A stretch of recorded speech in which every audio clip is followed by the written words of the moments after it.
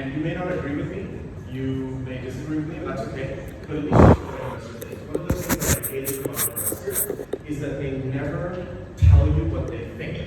And the problem is you talk to one person, you talk to the next person, you talk to the next investor, you talk to all these investors and you get the same answer. No. And then they give you this soft, fuzzy, generic answer, which isn't very helpful. So my perspective is, I remember what it was like to be a founder, and I want to know where I stand. Like, why? What is it? And what I do is, so I provide unfiltered feedback. And what I do is I tell the founder, look, I'm going to tell you stuff. I'm going to tear your pitch deck to shreds or your concept to shreds, business model or tech or whatever. But I'll just tell you what you think. You can, but while I'm doing this, you basically draw two columns: perception, reality. And then you decide where this goes. Like my feedback goes into perception bucket or the reality bucket. Now, just by the way, I'm going to get to your question, answer the question in a more complete way. But perception, reality. One of the common mistakes that I see people make is they say, oh yeah, that's just perception, he just doesn't know. That's his problem. It's not his problem, it's your problem. Because you have failed to articulate clearly. If you have created the perception of your concept that has given me a misconception.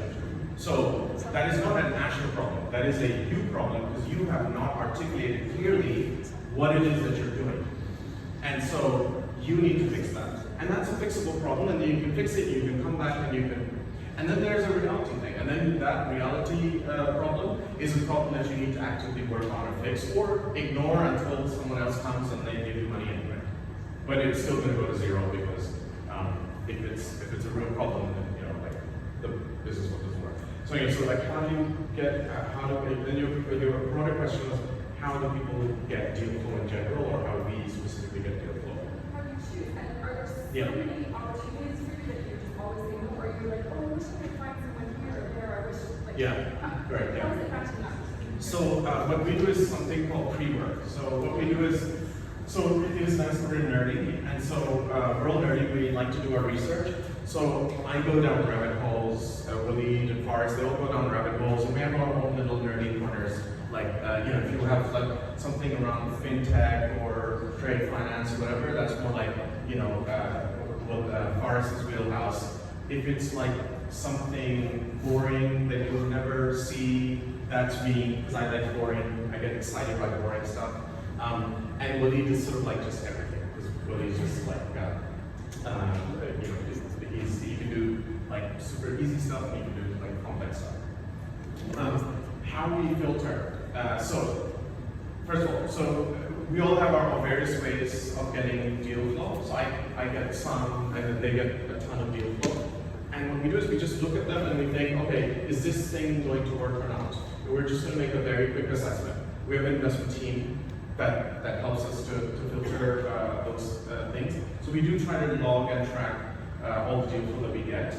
I don't do it as well as the other guys do. The other guys are religious, like all the deals that we get, we put them in. And then every now and then we'll go back to our empty portfolio, as we call it, the deals that we passed on, and we'll see whether they raised any money. It's like, oh shit, there is money. What did we miss? Did we miss something?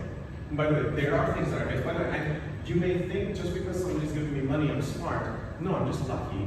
Because like I've done a lot of stupid shit. When I was head of M&A at Tesla, or head of corp dev at Tesla, one of my friends was trying to get me to meet these two guys that were building like the Uber of the Middle East in Dubai.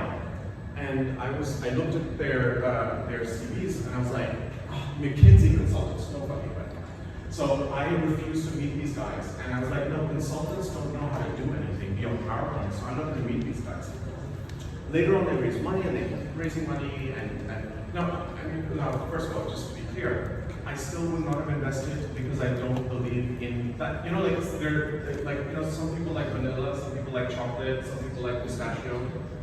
That's just not my flavor. That business is not my flavor. But I was like, but I missed something. Why? Because I was a lazy, opinionated asshole who just thought, they went to McKinsey, therefore they're just like every other McKinsey consultant that I've met. But they weren't, because if I had been not so lazy, I would have taken the meeting at least. Because what I realized later was like, they actually went to, they were actually from, they were engineers, software engineers, and they actually had a startup. And then they went to McKinsey, they sold their soul to McKinsey because they had student loans and they had a failed startup and they had to repay that. And McKinsey was a smart way for them to recover and also build a network. And that's kind of like how that came about. And if I've not been lazy, so I guess what I'm trying to tell you is that we don't know what we're doing. We are trying to do the best we can. And we make mistakes all the time. But yes, we have a process. Emails come in. The best way to get to us is we have a form online. People put in some information. There's a lot of information we ask for, but to be honest, it's actually helpful because the more information you provide, the more information we get. And then we have a weekly discussion about the portfolio, the companies that we're coming across, and we'll make the decision. We don't always agree, by the way. There's sometimes where I'm very passionate about a company or an opportunity, but it's all driven by my pre-work or by release pre-work or viruses. Like we do research and we say, okay, this is a problem, somebody needs to fix this problem. And then we go and we start hunting, we start talking to other VCs, we talk to other founders. What I do, I mean, I'm antisocial, but I'm also social. What I do is I hang out with my friends, like the 5 or 6 of them that I have on this planet. And I talk to them, and then they will then filter. They're like, oh, you should talk to this person. This person was talking to somebody else that you should talk to, and they're doing something. So we're constantly learning and meeting people. And we're trying to sort of filter that out. But what are we really doing? We're early stage investors, so we're not really investing in a market opportunity or a product. What we're investing in is people. But that is very difficult. Like, if we invest in people, that means we have to build a relationship with people. So if we're going to build a relationship with you, that means that we now have to invest time in building a relationship with you. So, like, in order for me to take the time to build a relationship with you, to see whether you're like a good person or a bad person or somebody whose values align with me or whatever, then I need to know, like, because my job is to invest, from the fund. And I need to know, well, is it a big market? Is it a growing market? Is it a real problem? Is it a painkiller or is it a vitamin? And a lot of people don't realize that they're working on vitamins. And there is a real problem. It doesn't mean that you can't pivot to a real problem, but there's no real problem that they're working on. So a real problem, so I'll give you like the trifecta. I wish I did have some slides. So I have a framework, and the framework is, imagine 3 circles, okay? So one is a team. So we invest in stellar teams that have some unique insight into a problem that they want to solve. They have built an amazing product that has created a technical moat. And then we invest in, and the third bucket is a market that is nascent or big, but it's growing. And what we do is we try to see how we can invest in something that is ticking all those 3 boxes. And so the problem there is that, if you're looking at 10,000 startups, maybe you're investing in like 5 or 10. I don't know if I answered, but that was a very long-winded response, but I like to talk, as you can tell. Yeah, go ahead. You can share. Okay, thank you. This is an easy question. Can you describe your best deal as a VC? For example, just special deal, special project, product, team, anything. A real deal. A real deal. Well, there's a lot to choose from. So a deal that I can tell you about 2 or 3 deals that we've done recently. Maybe that would help. I was introduced to this lady, Ksenia, who was a Ukrainian refugee in Dubai, by one of my old colleagues at 500, who was also from Ukraine. And Ksenia and my friend were childhood friends. And so this was, again, a filtered introduction. And she was like, she's built something and she needs some advice. And she's not looking to raise her money, she's built something. And so I started to I met Xenia and her husband, they're co-founders of this company. And what they've done is like they were refugees, but they were working here in Dubai, but they were, before this in Ukraine, before the invasion, they were working for a large gaming company. And while they were here, they were like, okay, how are we gonna make money? What are we gonna do? So they're kind of entrepreneurial. So they built a AI ML-driven piece of software that looks at how you can automate monetization of in-app purchases in games, of mobile games. And they just wrote the script, and they did a trial with a large customer, and it worked better than anyone else's did. And so like, they've been at it for 3 months or so, and they already had $40,000 MRR, computer recurring revenue, and they just bootstrapped it, just wrote this code. So I started working with them, and so that's like one company that I invested in, which is, it's called Elevators. Another company that I'm really excited about is called Anecdote. So this is like a former Korean guy, so one Russian, one Ukrainian, and one Jordanian, 3 founders. And they built this software code that looks at sentiment analysis, AI/ML-driven sentiment analysis of customers using products, online products or websites. And what it does is it provides a sentiment analysis to the engineering teams of companies that are looking to prioritize debugging of, you have bugs and everything, right? And so what it does is it provides them with a sort of a different way to look at, okay, so there's this bug that, let's just say I'm the head of engineering, and I'm like, I've got 30 bugs, and this is number 30. I'm gonna get to it when it's number 30. But you actually really care about this problem. This problem is driving you crazy. And I'll give you an example, by the way. eBay. Does anybody know eBay? So when Meg Whitman joined eBay as the CEO of the Benchmarks investment, she led the upgrade of eBay from a fully functional, working, everyone's happy kind of platform to like this all bells and whistles platform, which actually crashed, by the way, because they didn't have any software or any idea to get insights into what mattered to the customer. And what they realized during that process was the customers didn't care about any of these things, because they actually liked the fact that it was just a crappy website that worked and allowed them to build businesses online and sell stuff, right? So I think this is a problem that's kind of interesting. So anyway, Anecdote, they got into the new accelerator, and then they picked up OpenAI and Grubhub as customers, and they also have a bunch of customers here. So that's another one that we invested in that we're very proud of is Mozen, M-O-Z-N. So remember I told you Wally was the product manager at ILM? So the founding CEO of ILM was Dr. Khalid Al-Hunayn. And Dr. Khalid Al-Hunayn is a very famous person. He's super smart, brainiac guy. Him and a bunch of other super smart people left, and they started this company, Mozen.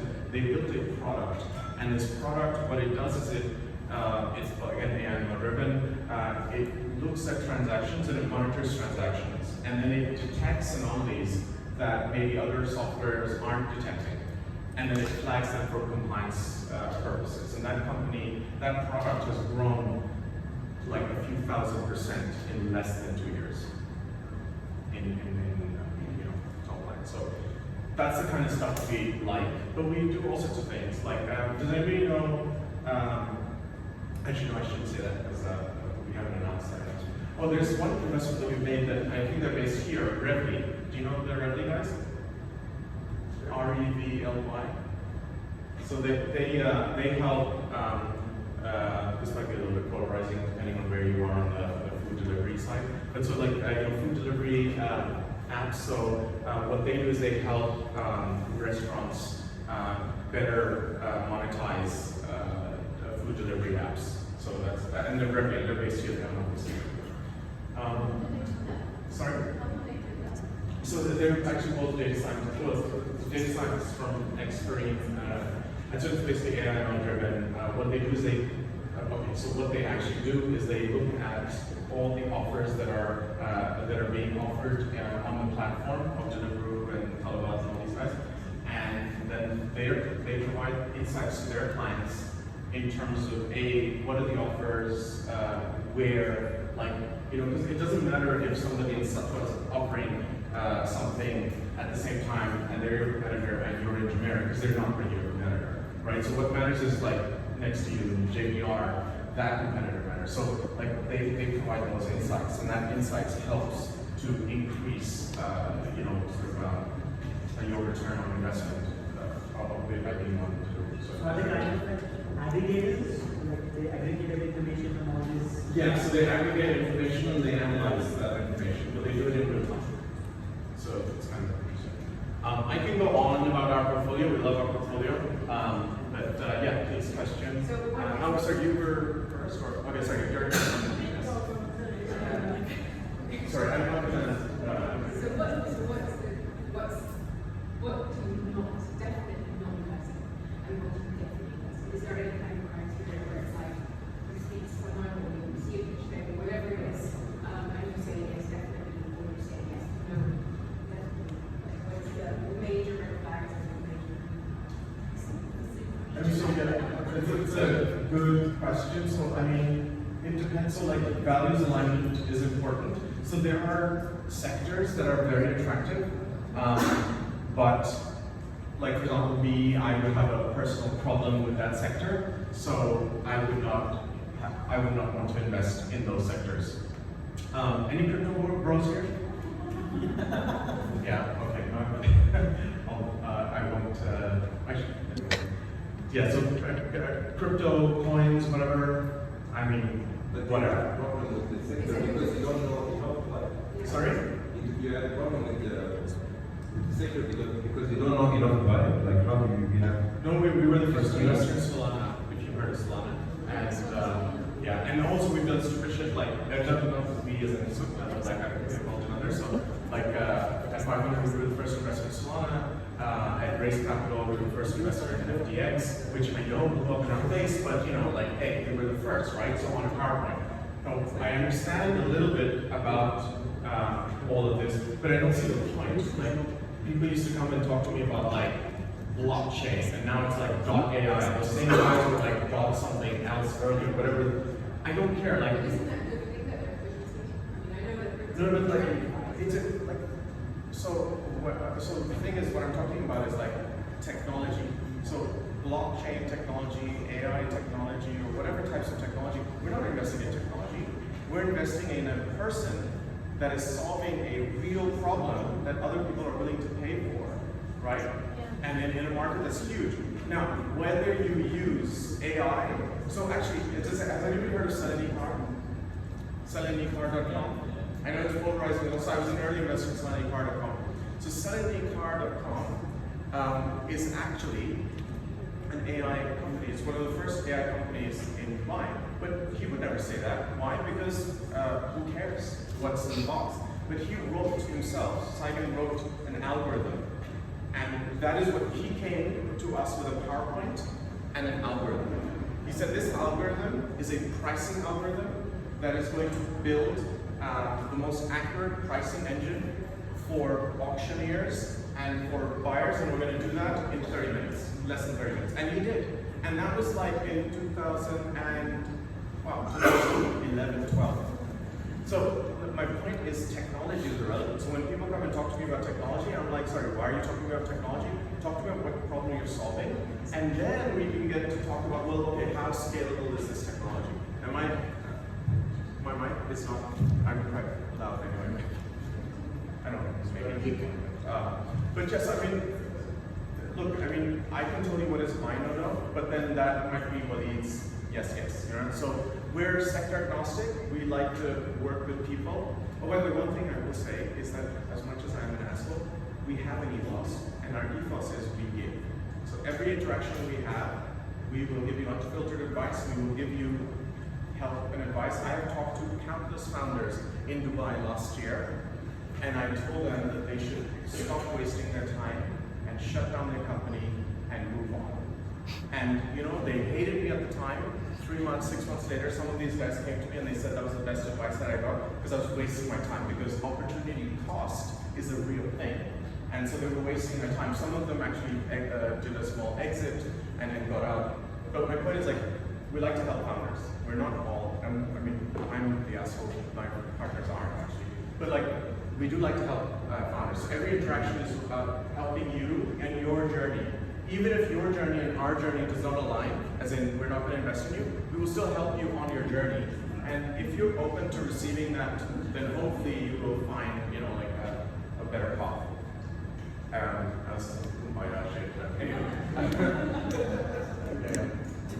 And I'm sorry, you were next. I'm sorry. I'm sorry about that. No, I just wanted to ask for you.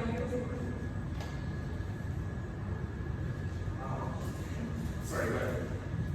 So if you were to summarize, so when you see a deck or hear a deck, so what are the 3 things that will make you say no? Like, no thank you, I see McKinsey, and like 3 No, things. I've evolved. You evolved, so McKinsey's fine, but EU wise.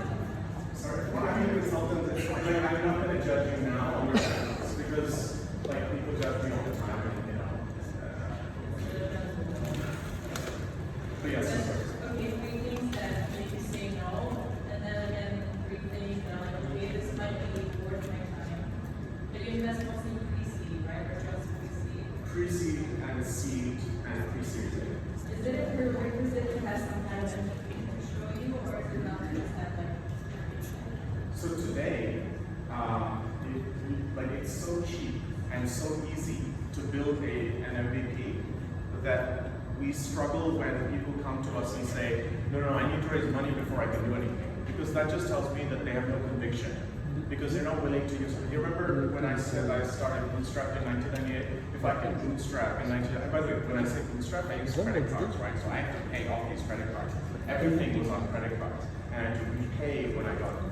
So the point I'm making is that when I hear in this day and age that you need money to build an MVP, you know, like, I mean, I have some choice words that I cannot use. But I do not believe that is the case unless there's some really big thing that, I mean, I need to understand why you need to raise money. By the way, most people don't realize that, most founders don't realize that you actually don't always need to raise money. Not all companies, not all businesses are venture-backable businesses, right? That's kind of an important thing. It doesn't mean you're a bad business. It just means that you're not venture-backable. And let me explain what I mean. Most of the companies, the founders that I talk to, I tell them, you know what, you've got an amazing business. You shouldn't talk to people like me. You shouldn't take my money. But I will be nice to you because you will be rich one day and you will be my investor. That is how much I believe in them. There's a bad word in the industry. It's like a lifestyle business. It is such an insulting thing to call somebody who's got a business that is churning out cash and call it a lifestyle business. Because guess what? The world is full of rich people who own lifestyle businesses. There's nothing wrong with lifestyle businesses, or as I would say, consulting businesses, but what do VCs want? Let me explain what VCs want and why. We're not bad people. It's just that we are a product of our conditioning. And what is our conditioning? We raise money from investors, and we have to return this capital to them within a 10-year period. But we don't make any money until we return all the capital that they have given to us, including our management fees, whatever. And then we only get 20% of the profits that are returned. So let's just say I've got a $50 million fund. I need to convert this $50 million investments in 40 companies, whatever, into $150 million. And venture math dictates that most of my portfolio will go to zero. I hope it won't, but most of it doesn't. What that means is that I just lost the majority of my capital. So then what do I have to do? I have to find I have to hope that some of my companies will survive and do so well that they will actually recover my losses. So that's kind of like the game that I made, right? And I have to do all of this in 10 years. And by the way, not 10 years, because I only have 3 years to deploy my capital, and then 2 years to do follow-ons in those companies. And that's it. There's like compressed time. So what does that mean? You have an amazing business. You have an amazing business. You're going to make a ton of money. But guess what? Your timing of value creation does not align with mine. That doesn't mean, so I'm just, it's like I'm the wrong flavor of ice cream as an investor for your business, but you might still have a great business. So that's kind of like, I don't know if I've gone off piece here a little bit, but I didn't do that. What was your question again? If you listen to a deck, what's let's say the three things are on Oh yeah, so somebody comes to me and says, I really care about trade finance, and we are going to solve trade finance for the planet. And they know fuck all about trade finance. Then how are you?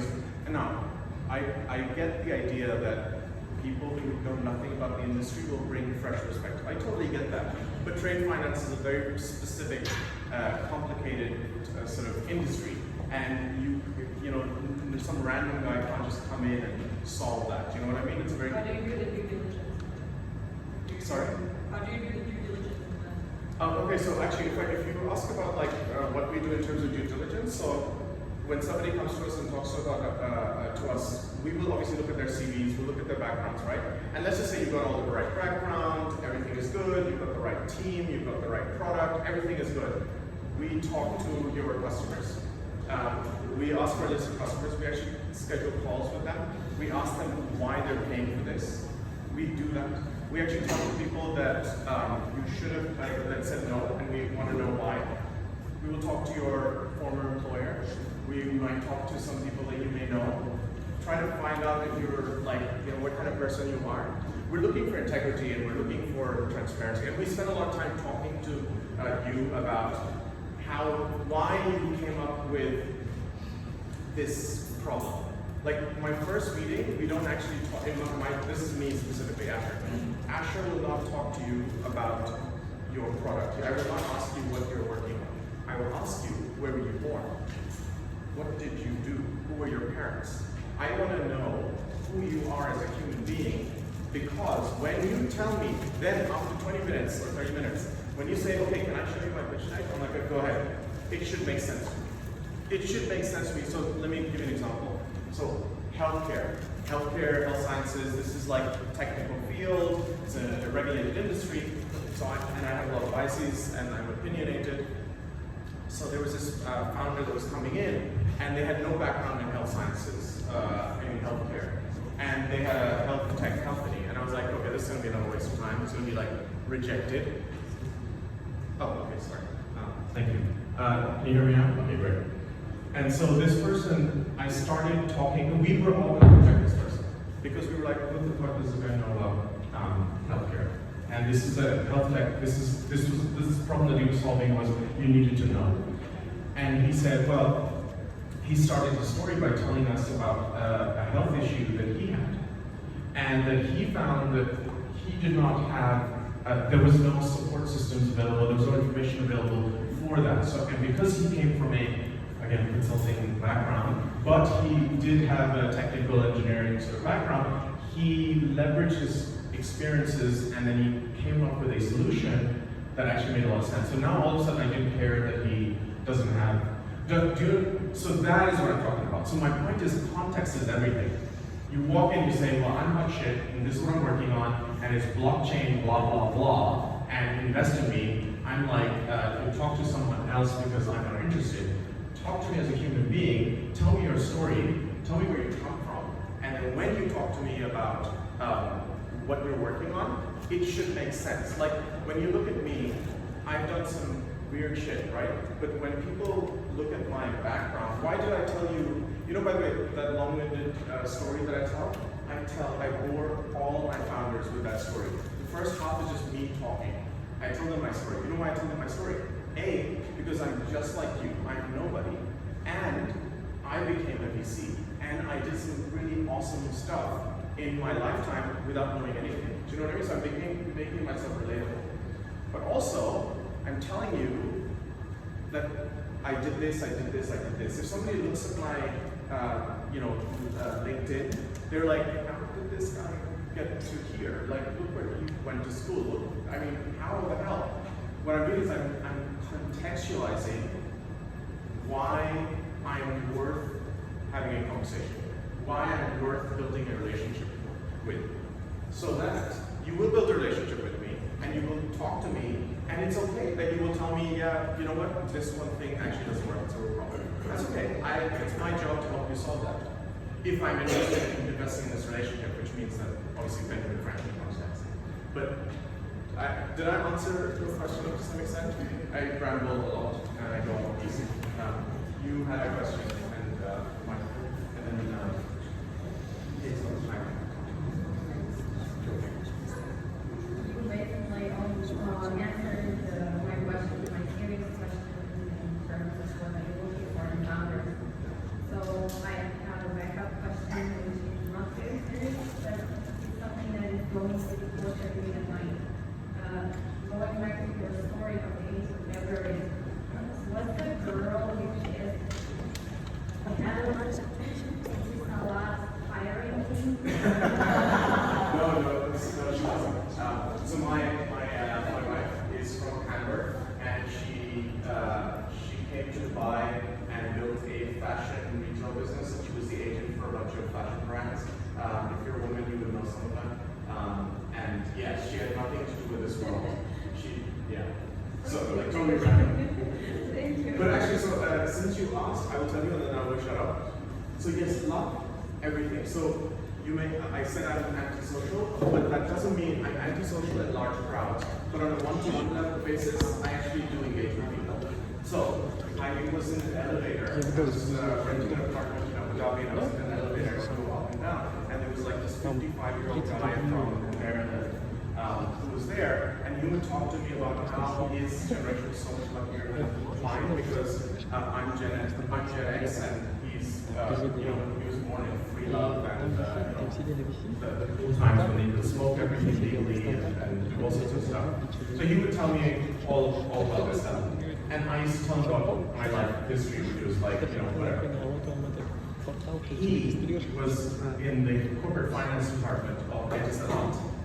And he said, we're looking for entrepreneurial people, and we have plenty of nerds, numbers guys, like the finance guys. We could use a guy like you. And by the way, I got to know him over a 6-month period. So I thank you for asking that question. It is not all random. There is a lot of randomness, but like everything that happens because you engage, and you know like things happen because they happen, because you make them happen. And so like great question, and sorry I talked too much, but hope I answered the question. Thank you so much. I think I've taken all your time.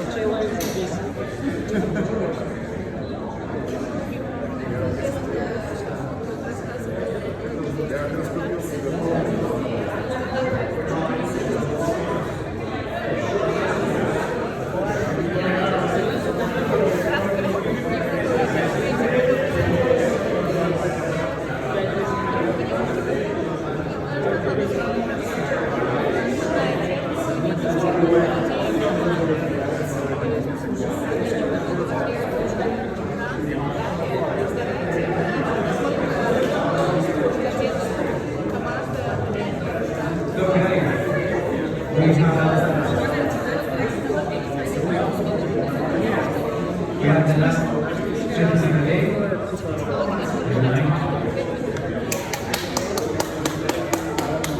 Thank you. You're so kind.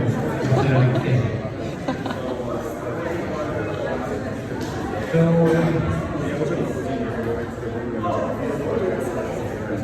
we have people at the end.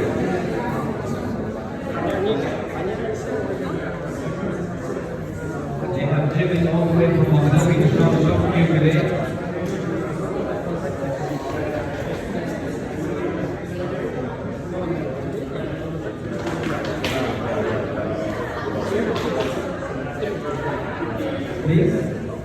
a seat.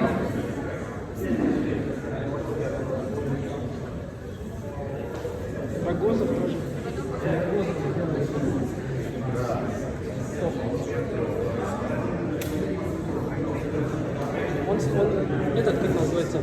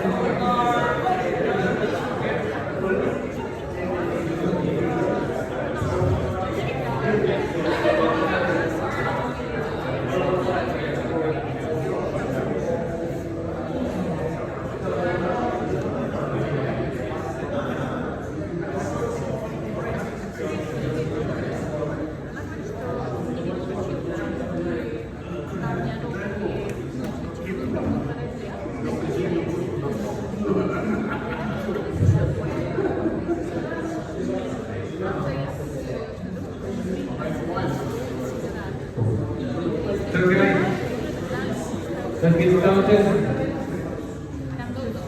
Please. Hey guys, can you hear me? Yes, I'm Igor here. Thank you for waiting us.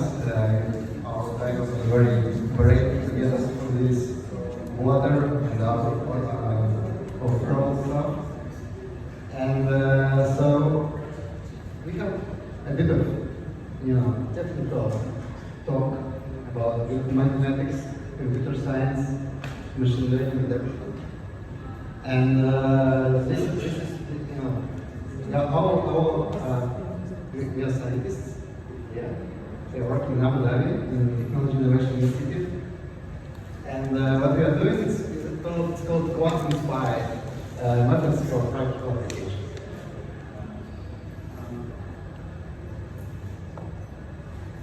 So, and most of my talk would be devoted to so-called tensor networks.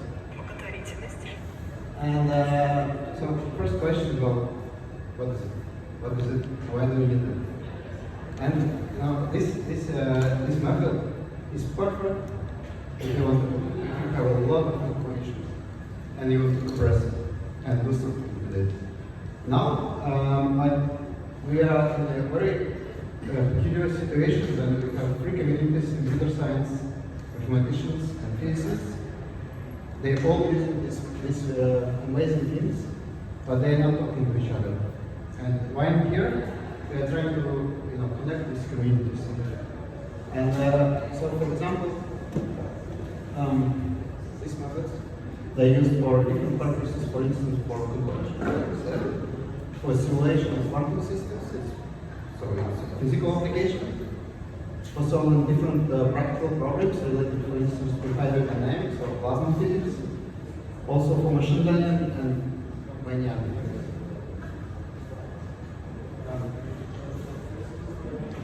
So but before I will start talking about it, I just want to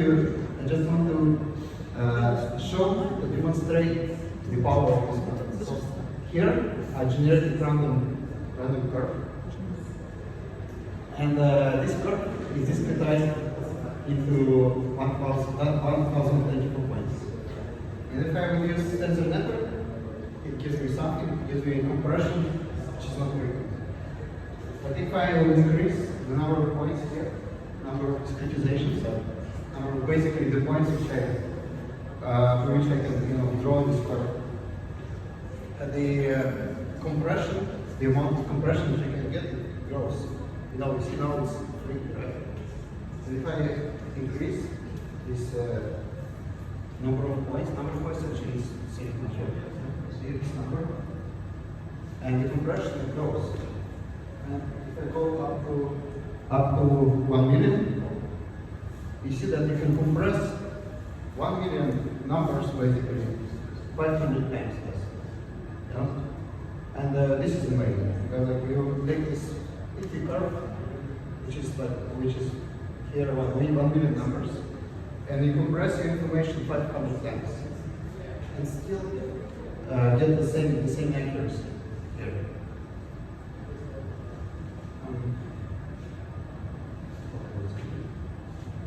So what is tensor networks?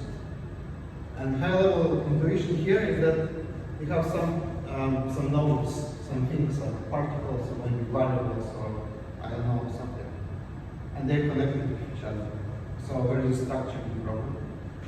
And if there is structure, I mean kind of connections between these nodes, then we have we can try to implement to use this tensor network algorithm.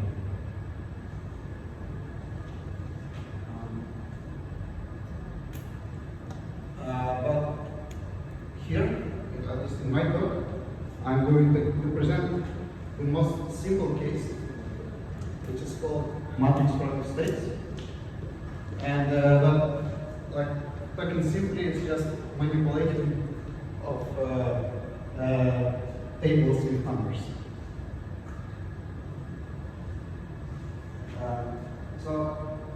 Okay, so here I present a matrix, which is I think simple enough.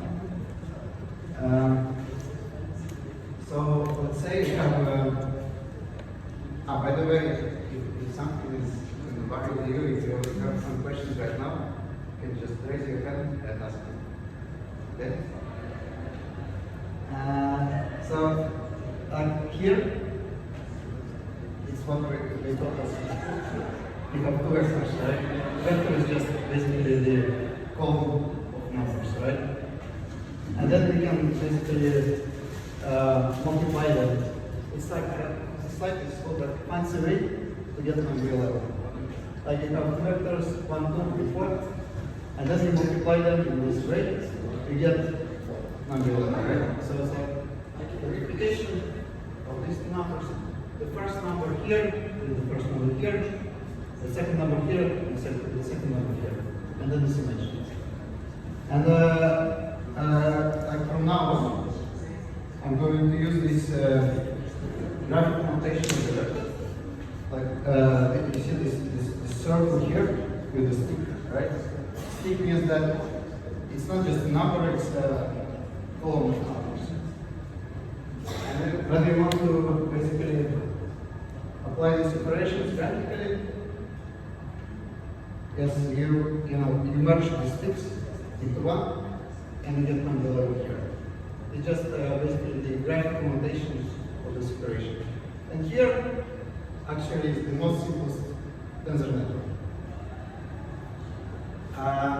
So let's complicate it a bit. So here instead of vector, you have a table. Right? So basically, it's like a table of numbers. And what you can do with the vector, with the map, it's called matrix.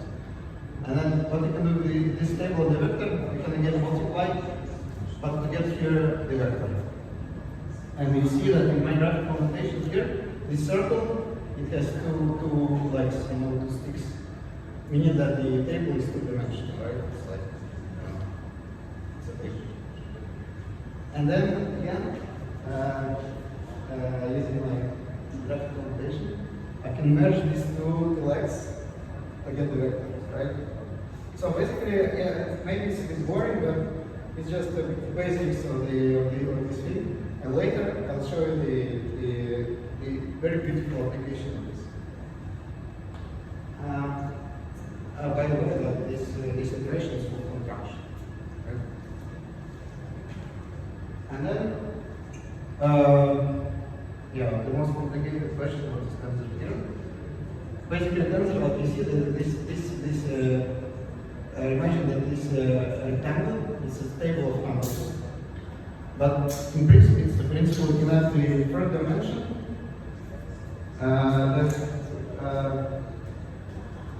Instead of one table, we have 4 tables, right? And this object now is called a tensor. It's like, I don't know, Excel table, right? Excel table is 2-dimensional, but if you had different Excel tables and merge them, it would be a tensor. And like again, I'm using this graphical notation. The dimension of this rectangle, or this table of numbers, I call it virtual index, virtual dimension.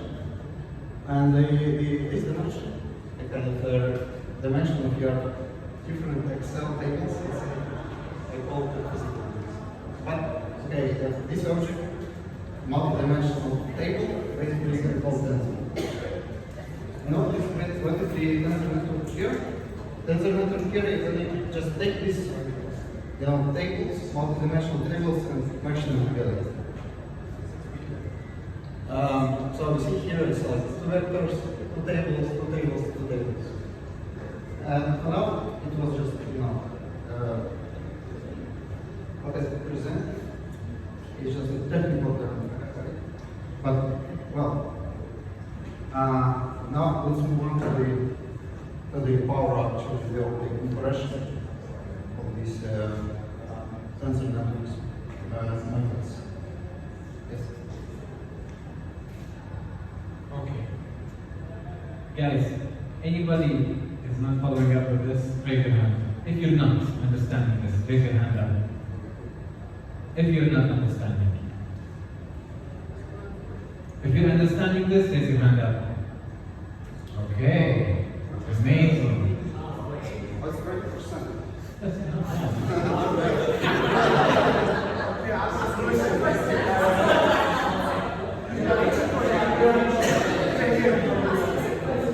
Guys, AI is not ChatGPT.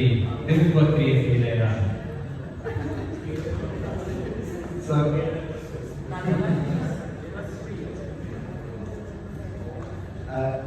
so maybe let's do the following. I just introduce some interest. Let's go to the application. Okay, so like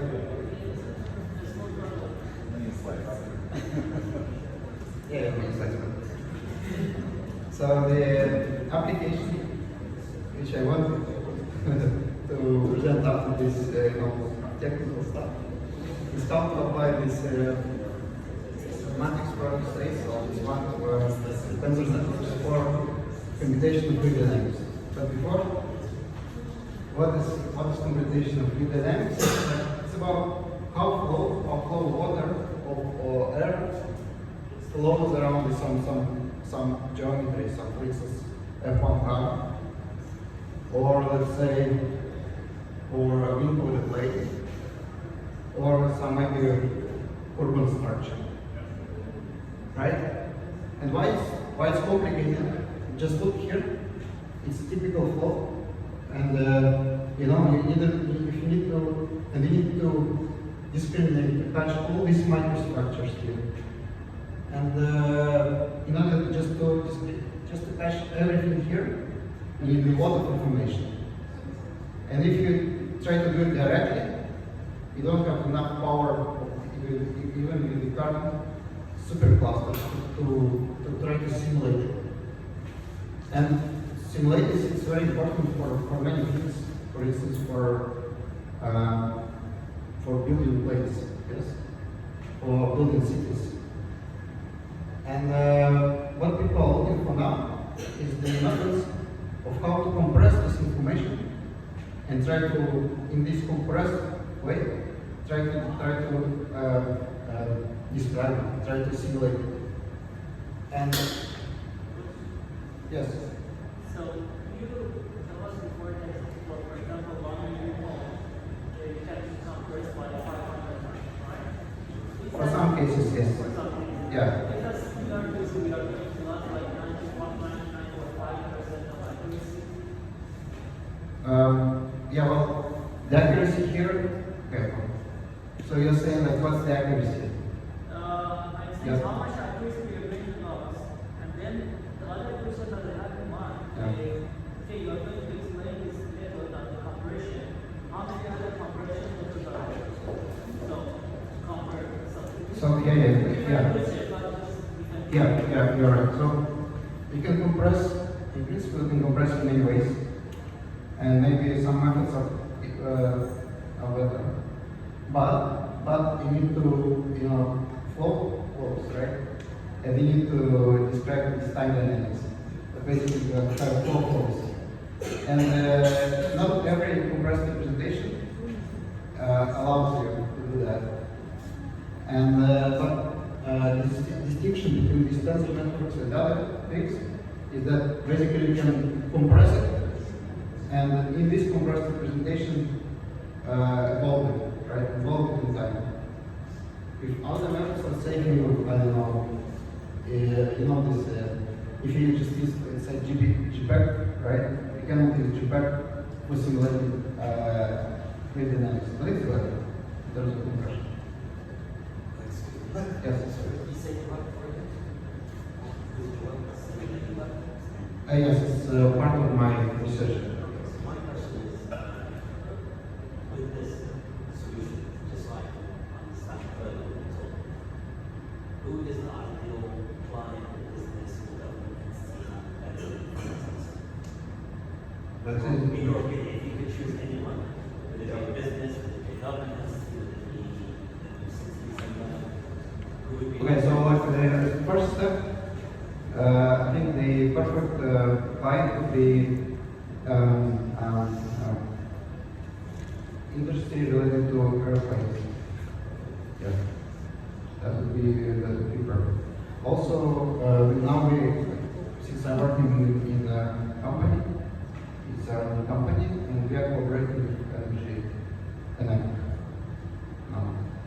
And we are also interested in this type of applications because we have nuclear reactor. They are trying to simulate free flow in the nuclear reactor, basically, but it's super hard. And I think in terms of application wind, like I said, the flow around wind, it's much easier. So to summarize, aviation ideal, Aviation ideas. otherwise complex states and Otherwise, like now we are a team of 4 people, and we are physicists and physicians, but we are not software engineers. And like ideally, we need like a team of 20 software engineers to develop it. Yes. Yeah. So now basically the most struggle here is technical ones and conception. It's fine, we're not working freelancers. Yeah. Okay. So, I mean, for me, this problem seems complicated enough. Yes. I have 2 questions. I'm sorry if I missed anything, but I just first of all want to know this technology that you're working on, is it applicable equally to the expression of information for communication as well as for like image or not? And secondly, my second question is, I believe this is basic science you're working in. I mean, not applied technology, but creating something new. So, can I know what is the background in creating this information? Yeah, well, second question is, it starts with the second question. The good question. My background is quantum physics. And these methods, they come from quantum physics.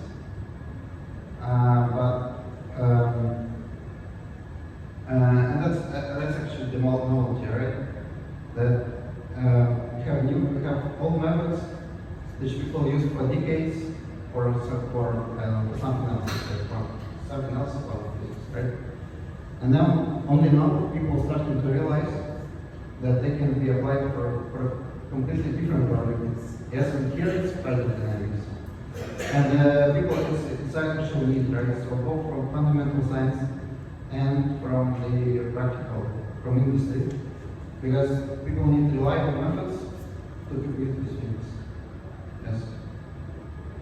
And also methods which do not One more question. yes. The compression that you showed initially, Yeah. like into 500 times, Yeah. how does it compare with other technologies that are already available there? So technologies here. Is there more compression possible?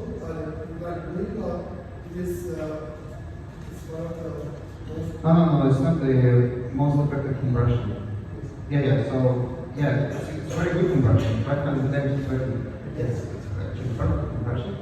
But probably you can find another classical method which compresses more. But again, the problem here is that you compress and then what? If it's image, yes, you can store it in your somewhere. Yes, you compressed image. But then here you need to actually somehow manipulate this compressed feed, right? Yes, and then other methods do not allow you to do that. Question. Is CFD used in weather forecasting with qubits because it's newer? Yep, yep. So they're not doing any traditionally, they're using the qubits in weather forecasting. CFD. I'm not sure, I don't know my other firm. Whatever forecasting, I'm not aware. Because Yeah, but yeah. the flow of the data and everything. Yeah, but weather forecasting is it's even more. It's like a next level. I mean, maybe two next. It's a levels, two levels of the airfoil. Yeah. It's like yeah. After you got the production flow, you have other factors there. So yes. So Just in general, for one,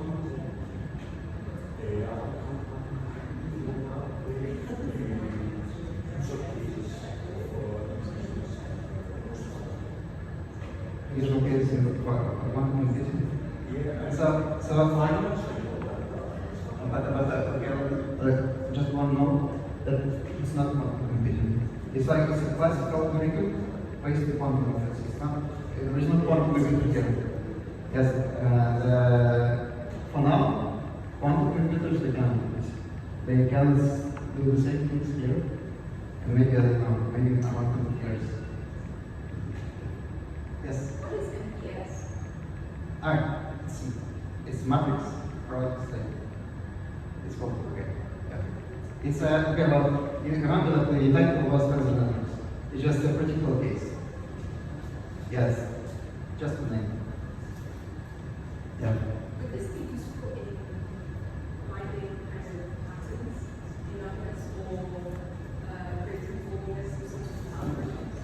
It's all like it's not written itself. It's like when you have a problem, and you have one, okay, you have a structure. Yes.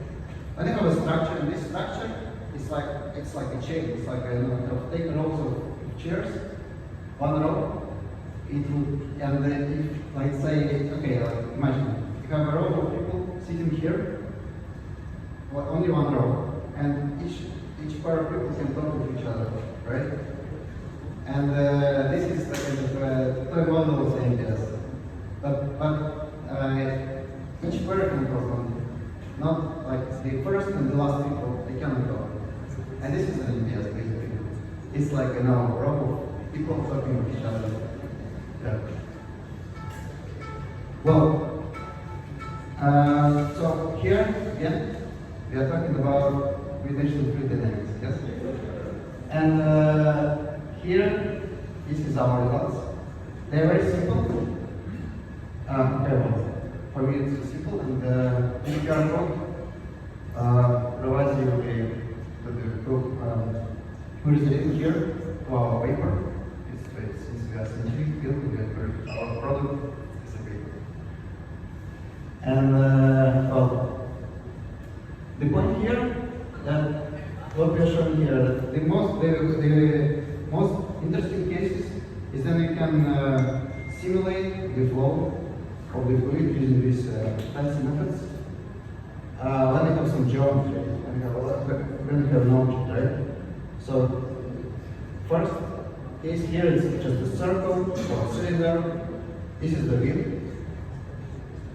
Actually, this is the real shape of the wheel. And this is kind of, remember this infrastructure? It's a 4 squares. And well, what's nice about fluid dynamics is that when you get the result and see the animation, practically you can recognize is it drone. And okay, well, this is what we done. And here I just want to highlight that we are establishing the framework. It's not the state-of-the-art results, but it's just results that demonstrate that our framework is working. It's working. It's working. Yeah, and everything here is done with this so-called matrix workspace. Yeah, in a compressed way.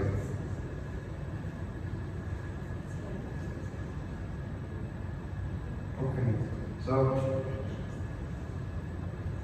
we still have time. Yes. So the next presentation will be given by Jan, and he will tell you how to manipulate with this tensor network. So maybe he will talk more about various applications. Thank you.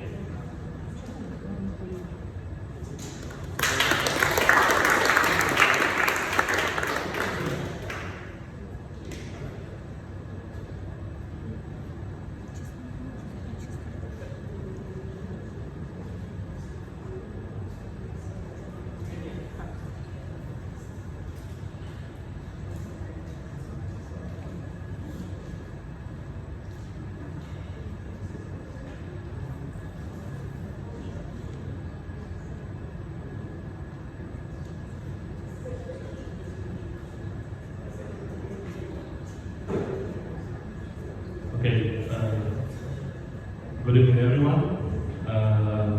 First of all, I'd like to thank organizers for the opportunity to have a talk. It's a pleasure for me and for Igor. So my name is Ilya. I work together with Igor in the same place, in the same position. And so in this talk, I'm going to proceed with discussion of tensor networks. So basically, I will be showing some more like practical applications, some sketchy things, what we can do, what in principle what we can do with tensor networks. I will touch a bit of the state of the art. So tensor networks established like more than 30 years ago. It's quite a mature field. It has a lot of computational techniques that are very powerful, at least in quantum physics, but also they are very promising in the field of data analysis, in the field of numerical simulation of like general physical processes and so on. And as any mature field, it's kind of huge. And of course, we are not able to cover even a very small part of it. So, but we can just discuss some basic things. In particular, again, I'm going to talk a little bit about APS, about techniques called cross-interpolation. If you have time, I will explain in detail what is this. And also about recently appeared state-of-the-art technique for simulation of very complex physical systems that is inspired by some techniques from so-called graphical models and statistical mechanics, that is ultimately propagation. And so here's my plan. I will start from a fun part with graphs, charts, different applications, and then if you have time and if you want to proceed, we will turn to a boring part with some technical details. So let us start from a fun part. Probably you have heard about a competition, some of you probably have heard about a competition between hardware developers, quantum hardware developers who want with real quantum computers, and applied mathematicians who constantly try to simulate quantum computers that first been trying to improve constantly. So, and at one of the last iterations of this competition, IBM presented their quantum Eagle processor. So the architecture of this processor is presented on the left part of the slide. So here, each node of this graph is a qubit, quantum bit, and they interact, they talk to each other according to this graph. It contains 127 qubits that is allowed for classical simulation. You cannot simulate this system exactly, at least on a classical computer. And they, using this processor, they simulated some physical process called discretized, characterized, Ising transfer field Ising model. They simulated dynamics of this quantum system. In particular, they simulated So on this plot at least is shown dynamics of a single qubit, but it's very complicated. At least it is supposed to be very complicated to simulate. And on the right hand side, you can see their experimental results that are green circles and blue circles, and also their attempt to simulate this curve numerically using MPS that Igor started to talk about, and also using more sophisticated technique that turned out to be worse compared to the MPS, called isometric 2D isometric tensor networks. So, and the paper published in Nature, so you can just find it in the internet. But shortly after, like maybe in 2 weeks, first paper that kind of dequantized this experiment appeared. So by a team from the Flatiron Institute in New York, they simulated this processor very accurately on a classical computer, on a classical cluster, basically, with using a new technique that is based on belief propagation technique from graphical models, also from classical error correction codes. So they first established a deep connection between tensor networks and classical models, then applied some techniques from there, and managed to simulate very complicated quantum dynamics. And the paper is also published in a major venue, PRX Quantum. But here on this plot, you can see not a single classical simulation. You can see a whole bunch of simulations because they updated several times already. They preprint and included all the simulations. So you can see that people try to use different tensor network techniques, and they also compare with exact simulation, but of a much smaller system of 31 qubits. 31 qubits you basically can simulate on a modern laptop exactly. Like 35, it's already a small cluster. So 50 qubits is like the best you can do if you aim to simulate something exactly. So a very sketchy explanation of how they do this. So they represent a state of this processor as a tensor network that is represented here. So normally we also draw a line coming from each node of this graph to represent that they are tensors. So remember, it was shown you that each tensor has legs, and each leg is a dimension in our multi-dimensional table. So here I skipped it just for brain to make it short. So then what they do? They basically start to change this state according to the time dynamics. But these changing in time dynamics leads to like complexifying of the structure. The internal dimensions increase, and they need to do something with this. Then they apply techniques so-called belief propagation from statistical mechanics that allows you to like modify our tensor network in such a way that it becomes simpler to truncate it, to simplify it in a sense. And then they truncate it. Like each edge of this graph is an index, and you need to perform summation over this index. And when you evolve your quantum system in time, the dimension of this index increases exponentially. And then, of course, after some time, you need to truncate it. And they invented, basically not really invented, they like sum two and another two. It's quite simple, it was quite obvious, but still it's the first result of this kind. So, but okay, we read this paper, it's a nice result, but we thought, okay, we can simulate something useless on a quantum, on a state-of-the-art quantum processor, on a classical computer. We don't need this quantum processor. But we thought, can we simulate something useful? So all we know that we can write, or we can run quantum algorithms on quantum hardware. It is in theory, and they sometimes outperform classical computers in some real applied tasks. So can we simulate such a quantum algorithm on a classical computer? And we decided to just check this idea and consider it like combinatorial discrete optimization problem of the following kind. Maybe some of you have heard about so-called Ising model. So Ising model is basically an energy function of discrete variables. It's represented here. It has quadratic term, linear term. Each x takes either 1 or -1, and then our goal is to find such x, vector of x, that minimizes this function.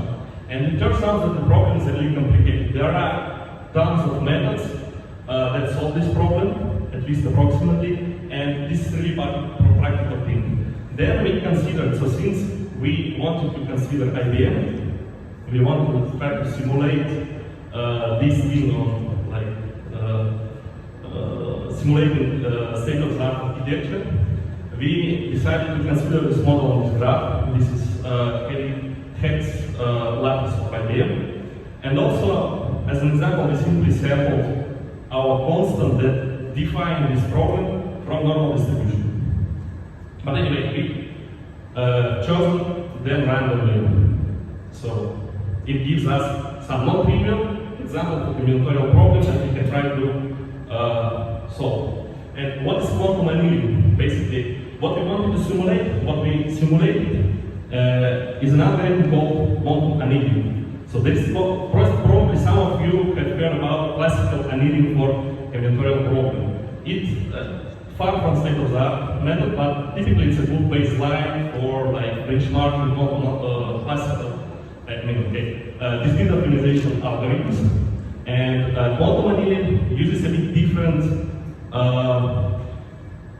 tricks, say. So how it works? First of all, Hamiltonian here is just energy function, okay, of a quantum system. Okay, I will call it Hamiltonian just because I used to call it Hamiltonian. If not, it's okay for you, but it's just energy, nothing else. And then what quantum annealing does, it starts from a very simple state of quantum system that we can easily prepare, that we know very well, and from a Hamiltonian that is like, other way around. We start from a simple Hamiltonian whose properties we know, and we know it's like ground state. Ground state is the lowest possible energy of this Hamiltonian. And then what we do, we start very slowly, it's called adiabatically, change this Hamiltonian to something complicated. What does it mean? We want at the end point of this adiabatic evolution, we want to have a Hamiltonian that represents the landscape of actual combinatorial optimization problem. And then, due to adiabatic theory of quantum mechanics, if we do it slow enough, we will end up with a state that is a solution of the combinatorial problem. After this, we just need to measure the final state, and the results of measurements will be the solution of the combinatorial problem. So this is a process that we want to try to simulate. And so here is a tensor network that we need to contract. So remember, Igor showed you like two nodes connected with a stick. And then he said that, okay, this stick is a contraction. We have to perform a summation over the stick. So here actually is a 1/5 part of a tensor network that we need to contract in order to get results of this simulated, of this quantum annealing. So each point here is a tensor, each edge is a summation. So trying to contract this tensor network exactly is completely hopeless thing. It's impossible to do even if we take all the computational power of the universe and apply it to this problem, it's impossible. However, modern tensor network techniques, especially those that I've been just discussing, allows you to do this approximately in a very efficient way. And so here, we already show the results of this optimization. Here we compare two algorithms.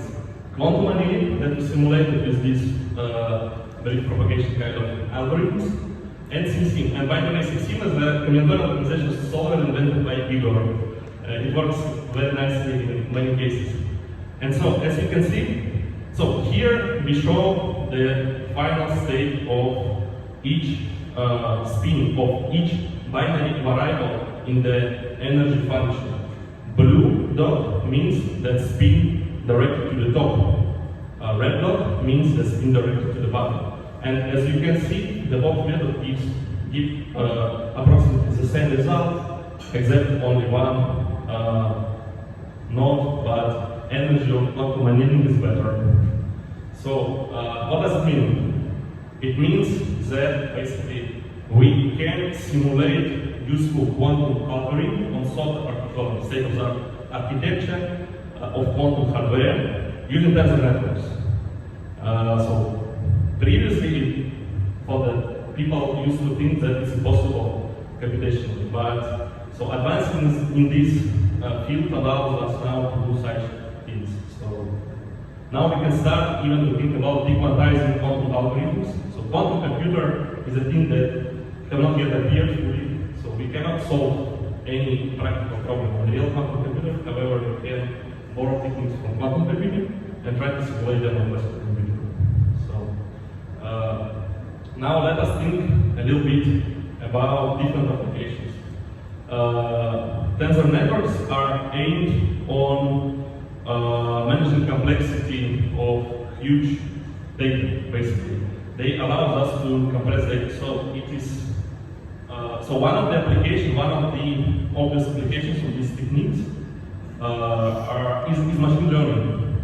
And so let us understand what is the position of tensor networks in among other known approaches. So there is deep learning, like LLMs,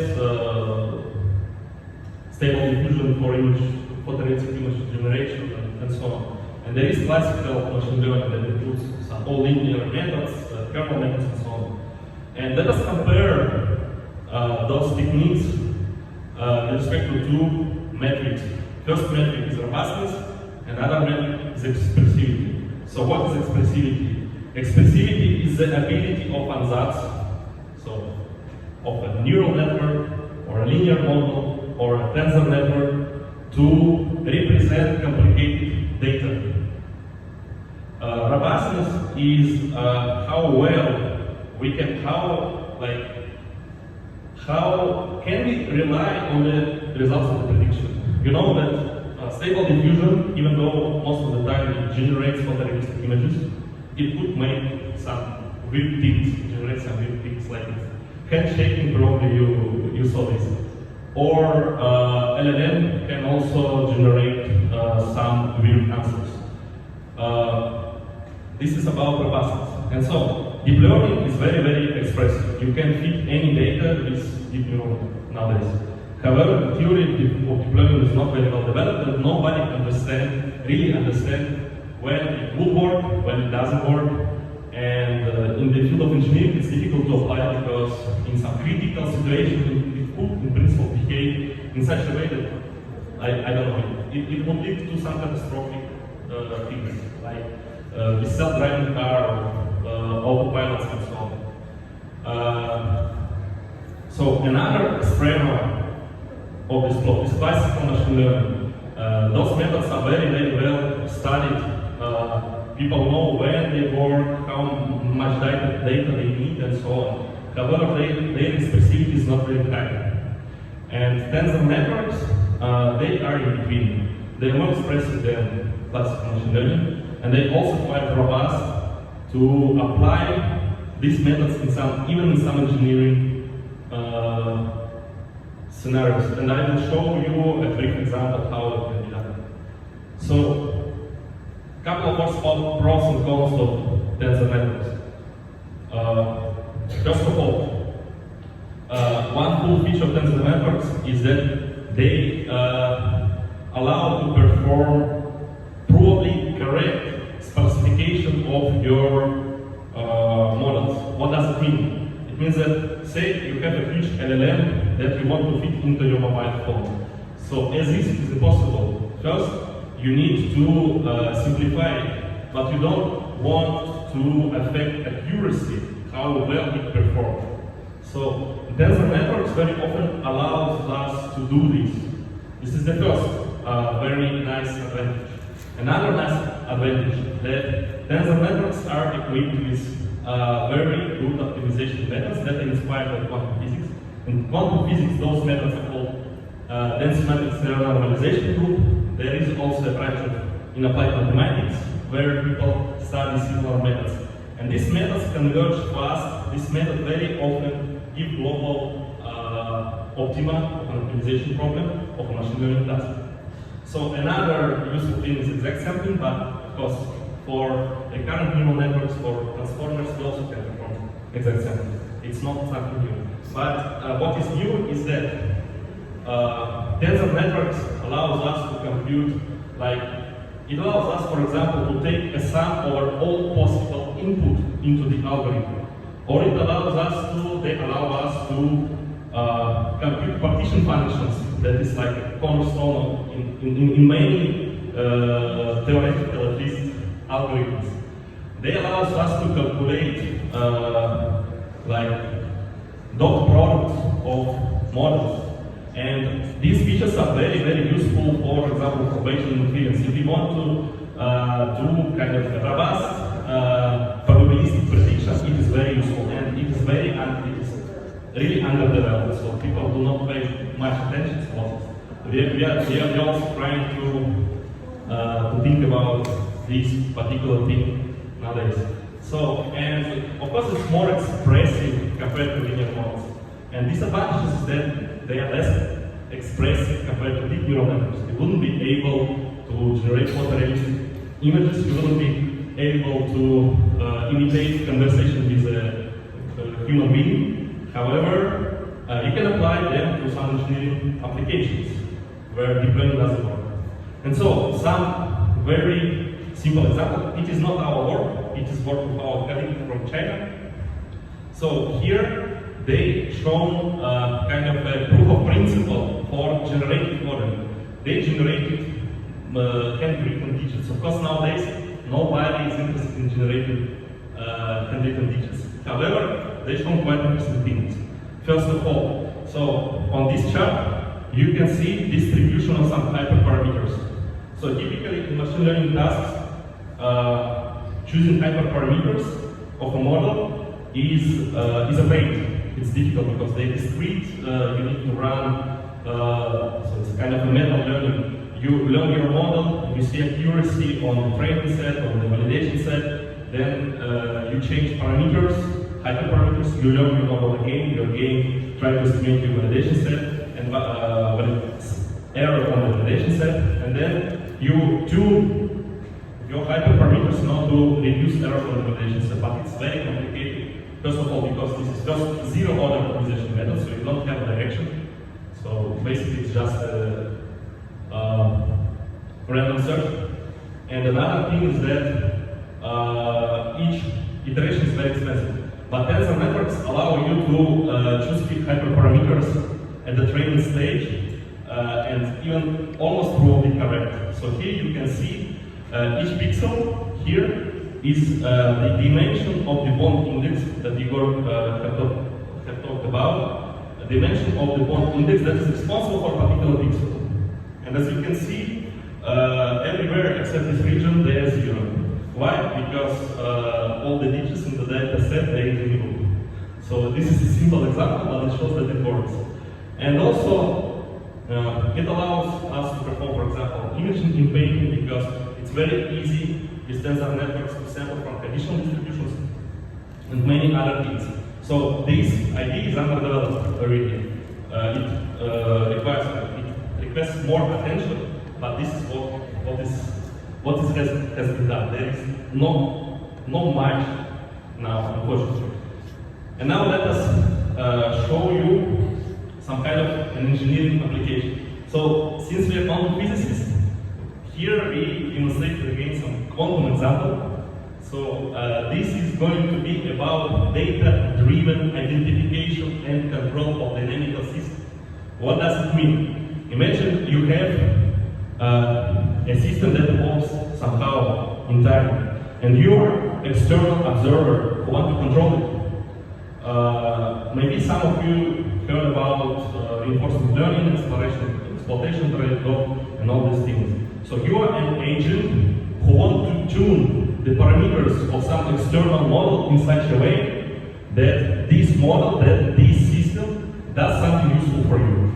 So you're external optimizer, agent who try to tune it. Like an experimental physicist try to tune an optical scheme, something like this.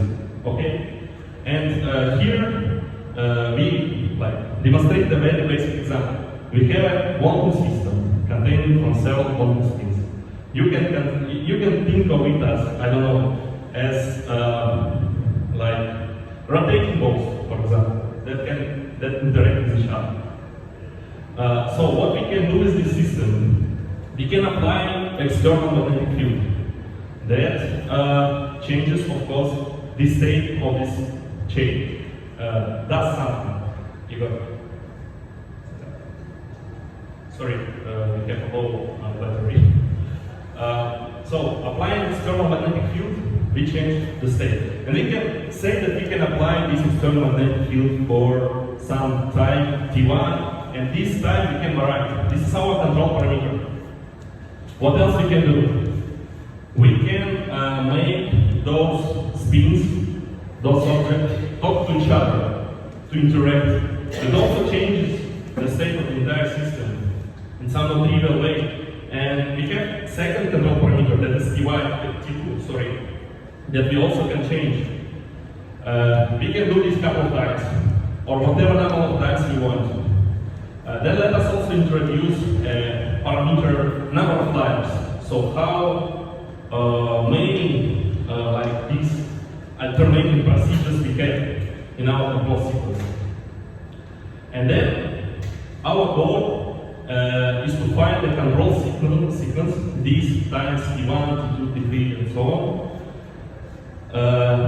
We want to adjust them in such a way that the final state of the system has the minimum possible energy. Actually, it's a cooling task. And what we know that this energy is lower bounded, meaning that there is a ground state energy that is minimum possible. You cannot design an optimization algorithm that would lead you to energy less than ground state energy.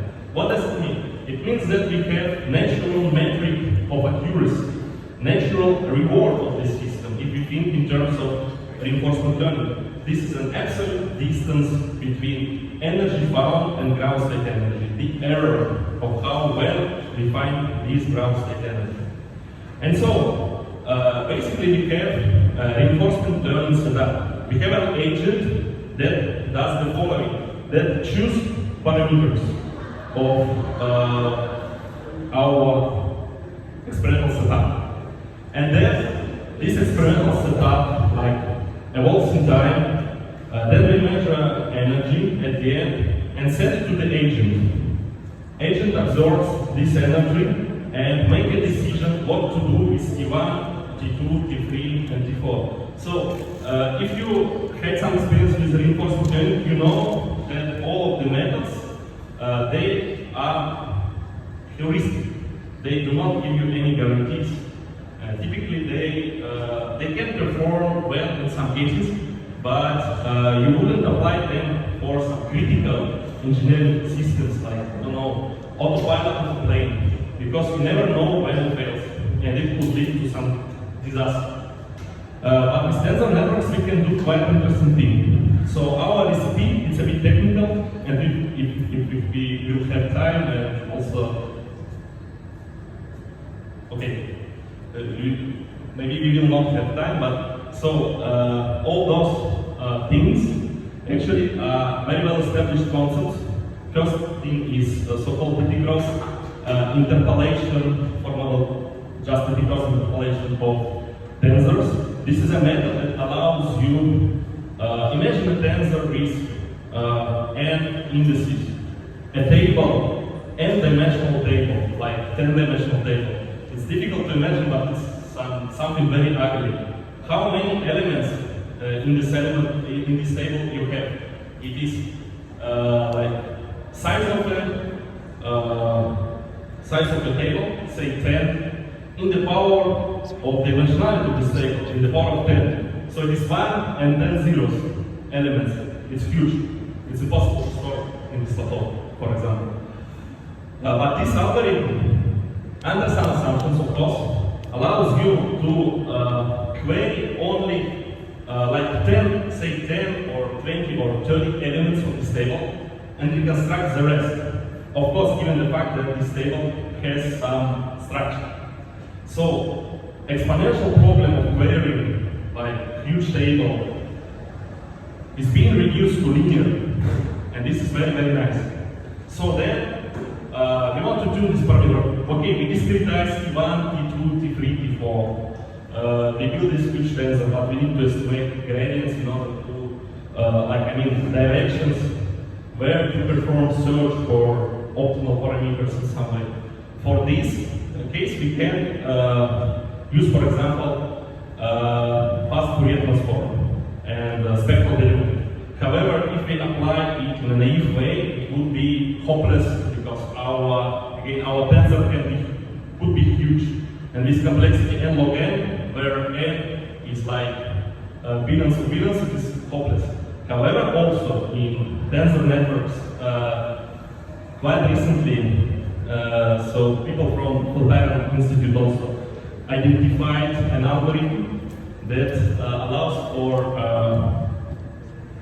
vectors, tensors given in the form of MPS that Igor have talked about, perform fast Fourier transform in log n. So n log n versus log n. Clearly log n is practical, becomes practical. And finally, we simply run a gradient descent. So all the process allows us to identify entirely the model in linear number of discretization indices of this system that can be seen as a black box with some additional structure. And what we can get out of it. So here you can see the error in ground state energy preparation, like reinforcement learning-like preparation, for different sizes of our system and for different number of control layers. You can see that after some number of control layers, you always have almost numerical machine precision, like the error very, very, very, very small. So you are very precise. And actually this picture matches theoretical expectations very well, and that's very nice. So basically here you can see an example of like reinforcement learning, like task that optimized almost as mathematical guarantees with very, very high precision that is acceptable for engineering applications. Of course, this is a little bit of artificial thing. This is also a quantum thing, so we could have done it for more real stuff, and it's possible, of course. But anyway, it shows the principal possibility. So this shows the robustness of learning tensor networks in some cases. Okay, so now we can proceed to the boring part, but I think nobody wants. Okay. Okay, so thank you for your attention.